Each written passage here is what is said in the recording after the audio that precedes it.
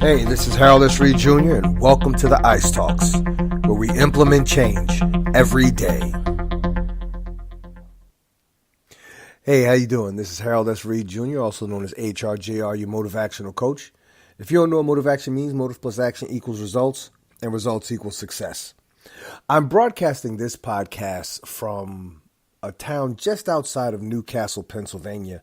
Many of you know I'm very deeply involved in the martial arts. In the school that I attend, we just had a grand opening for a new school in Newcastle, Pennsylvania, and that's where we are, this weekend. What I want to talk to you about for the next few minutes is your children, if you have children. And I want to talk to you about preparing your children for greatness. We do our children a disservice when we tell them, go to school, get a good education so you can get a good job. That's a falsehood because, quite frankly, there are plenty of people out there who are successful who may not have what may be traditionally considered a quote-unquote good education. Myself personally, I dropped out of college after a year and a half, joined the Air Force, decided to do security work, went back to college, dropped out of college, was doing security work again, and until I became a police officer. And in my first 6 years of my career, I went from making $22,000 a year to over $100,000 a year. Now, 6 years is roughly around the same amount of time that it takes for someone to get a master's degree. But the reality is there are a great many people who have master's degrees who are out there working at, in the mall, in the retail stores, or flipping flapjacks or flipping burgers or something. So having a quote unquote good education does not guarantee you or your children a good job. So we need to stop telling our children, get yourself a good education so you can get yourself a good job. Notice, I didn't say stop telling them to go to school, stop telling them to get an education. No, we want them to go to school and we want them to be educated, but we want to prepare our children to live in a world in which they have options and choices and the ability to write their own ticket, the ability to create their own destiny. And we do that by finding out what they're passionate about, or even guiding them to something that they may be passionate about. Ask yourself, ask your children, what are their interests? What are your children interested in? What are they interested in? Then you can work with them and guide them towards something that could lead them to a better life for themselves and their children and their children's children. You see, somewhere around, I think, my era, okay, parents were basically just about that, go to school, get a good education so you can get a good job. And in saying that, they're saying what they believe to be the right things. They're speaking from the heart. Their intentions are pure. But in the long run, in the long scheme of things, it's not working. We need to find out what our children are passionate about or guide them towards something that can become their passion. I put my youngest child, Justin, he's 8 years old now. I put him in the karate when he was 7. So about a year and a half ago. All right. And he's about a year and a half away from earning his black belt. What he doesn't realize is that I'm involved in the martial arts right now at this point in my life, almost 50 years old. Not because I need to get fit, which I do and it helps, so that's a perk.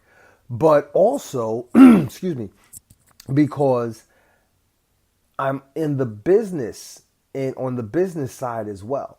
And being on the business side with a great man, a good man, Jose DeCervo, and his wife Jana, the blueprint is already laid out.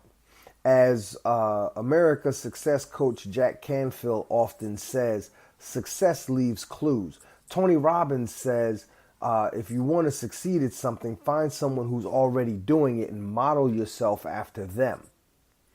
So with that being the case, the condition that I'm in right now with these wonderful people that I'm working with, the blueprint is already written. The map is already laid out All we have to do is follow it and make whatever necessary tweaks and adjustments have to come along the way to better suit our needs over what their needs are on their map.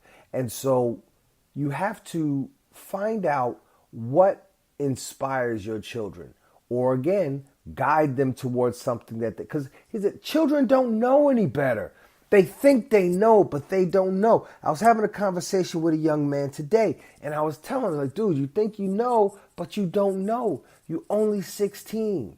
You are only 16. And granted, you have access to Google, you have access to technology, you have access to a great many things that your parents and I didn't have when we were your age. But just because you have it now doesn't mean that you're better than what we were. Because we're still alive. We're still here. We're still functioning. So as long as we're still here, we're still alive, and we're still functioning, you have quite a bit to learn from us.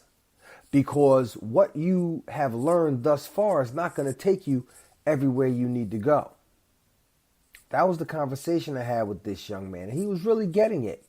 So, and the most important thing about this young man is that it was his parents' school. The school that we opened today is his parents' school.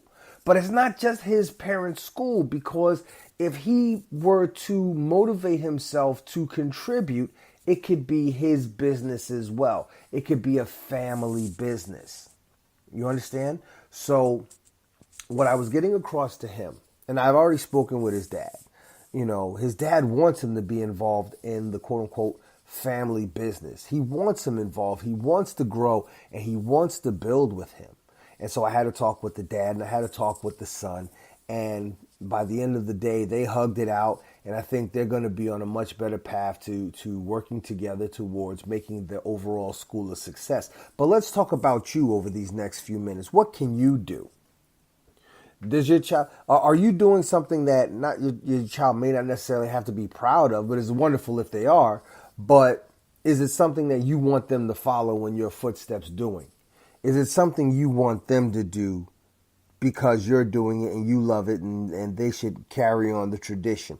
It may not happen. It may not work, but you find out what they're passionate about.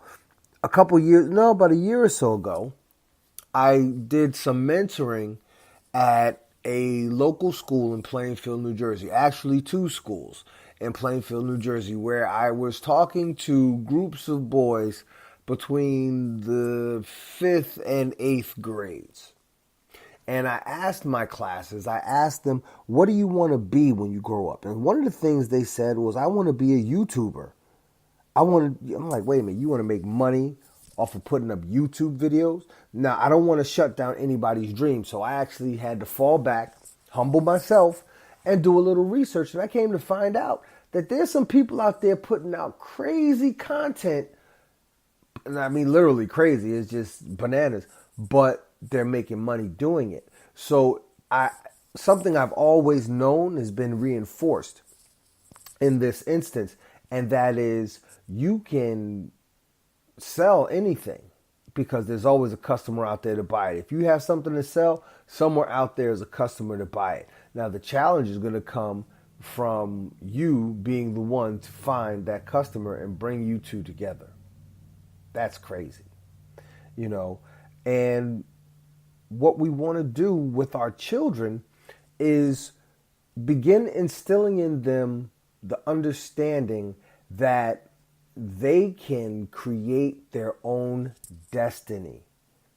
We have to stay on top of our children in education because we want them to be able to read, we want them to be able to write, we want them to be able to succeed academically. But here's where the change and the challenge comes in. We want them to also be able to be qualified to be something other than someone else's employee. I'll say that again. We want them to be capable and to be qualified to be something else other than someone's employee.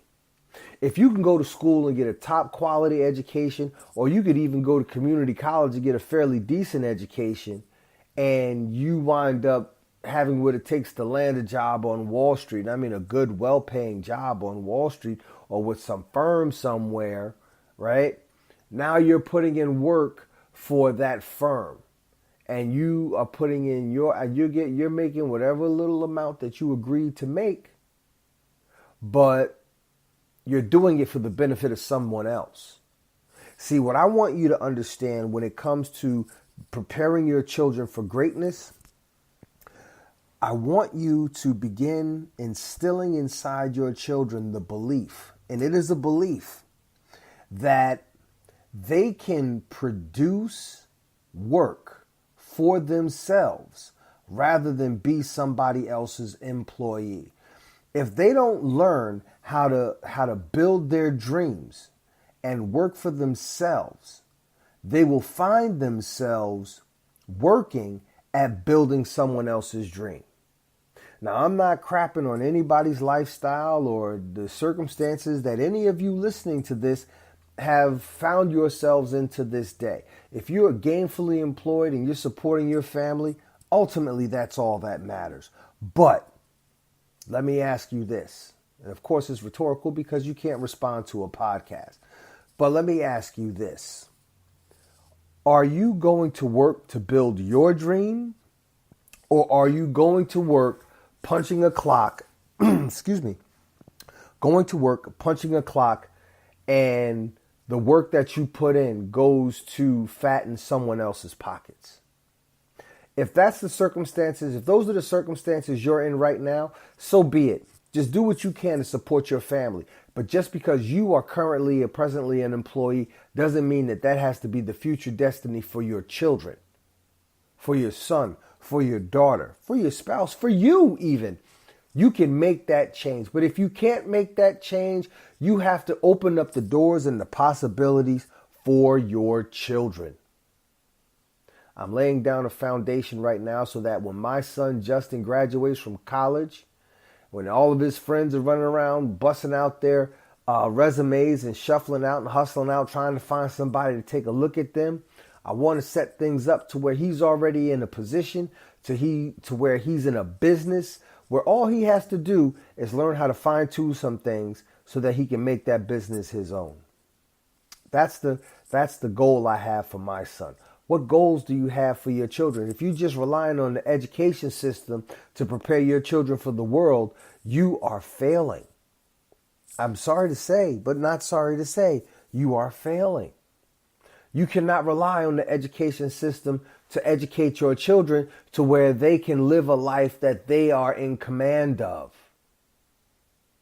You have to live your life in such a way and educate your children and motivate and push your children to develop and then thus cultivate a mindset wherein which they understand that they can work for themselves. They can make money for themselves. I'm not promising you riches. I'm not promising you greatness. But what I am promising you is the freedom of spirit that comes with knowing and thinking that you can have, do, and become anything you want, provided you're willing to put forth the work necessary in order to achieve it. I'll be talking about this more in the future, but in the meantime, if you want to hit me up, you can follow me on Twitter at TheICEtalks, TheIcetalks. You can email me if there's a topic that you want me to talk about. You can email me at, what is the email address? hrjr@hrjrmotiveaction.com. You can also find me on Facebook, facebook.com/HRJR Enterprises. This has been Harold S. Reed Jr., also known as HRJR, your motivational coach. And once again, if you don't know what motivation means, motive plus action equals results. I want to thank you for listening to the Ice Talks, where we implement change every day.